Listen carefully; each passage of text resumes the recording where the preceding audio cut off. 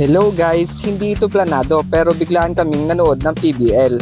Grabe pala yung intense kapag live at ito yung kwento ko ngayon. Inagahan talaga namin para makapili kami ng magandang pwesto pero ang dami na agad palang tao at ang pagkalayo-layo ng napartingan ko ay di andin na nga kami at bago magsimula yung first game nagutom naman kami. Ay ano pa, food trip muna!